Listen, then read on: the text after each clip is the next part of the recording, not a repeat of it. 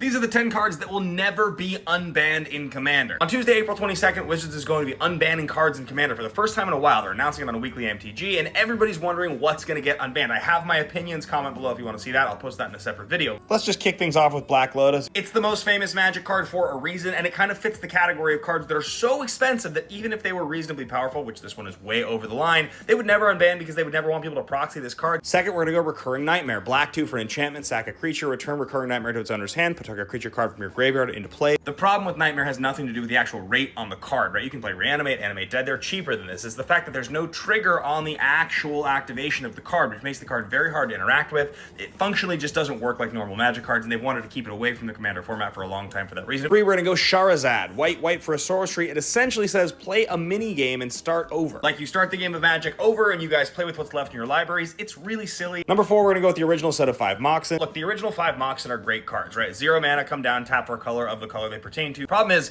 these would be bad for CDH. Like every single deck would play all of the ones that they could. They would be bad in regular Commander because they would have no place, but the biggest problem is the same problem you run into with every card on that power list. They're so expensive that the only way this would ever actually be a thing is that people would have to proxy. Number 5, we're gonna go with Time Vault. This is an artifact for 2 that enters the battlefield tap. You can skip a turn to untap it, and you can tap it to take an extra turn. It's expensive, and that's problematic, but it's not as expensive as like a Lotus or anything like that. The bigger problem here is that it's just so easy to abuse, and it's colorless. Like this and a Voltaic Key, you just basically take infinite turns, and it's that easy. This one's like right on the edge for me because I could see it happening. Like in CDH, maybe that's a thing people would want to do. I just don't think Wizards wants that. 5 cards left. Be sure to hit the follow button if you guys like content like this. And of course, if you ever need any Dragon Shield products, hit that link in my bio and use my name, Ben Bateman, all lowercase, one word, for 5% off your order. Number 6, we're gonna go Limited Resources, an enchantment for white that enters the battlefield. Each player chooses 5 lands and sacrifices the rest, but you can't get any more lands on the battlefield as long as there are 10 total. A single white mana for like a mini Armageddon that basically turns the entire board into nobody's gonna have more than a few lands sounds miserable. Number 7 is Library of Alexandria, a colorless land that taps for colorless or taps to draw a card if you have exactly 7 cards in hand. I guess you could almost convince yourself it's a defensible ability, but again, it's so expensive that I just don't think Wizards is ever bringing it off. Number 8, we're going with another piece of power. 9, blue, target player draws 3 cards. You can't rule out all the power just to rule it out because Time Twister is legal, which is why I didn't put Time Walk on this list, because I think like an extra turn for 2 is really good, but it's possible. I think 1 mana to draw 3 cards is just the best rate ever printed, and every single blue deck in history would want to play this card. Number 9 is Caracus, a legendary land from Legends, taps for white or taps to bounce a legendary creature. I mean, we can all imagine how stupid a game of Commander would be if people could play Caracus, right? Finally, we're gonna go with Balance, white 1 for a sorcery. Basically, whoever has the least number of cards, creatures, and lands, everybody else sacrifices down or discards down to that number. Similar to Limited Resources or the reasons that people hate Armageddons, creating parity in this way for 2 mana is parasitic and just counterproductive to the gameplay patterns that Wizards wants for Commander. Be sure to hit that follow button if you guys want to see my reactions to the unbannings on Tuesday, and comment below if you agree or disagree with my picks here.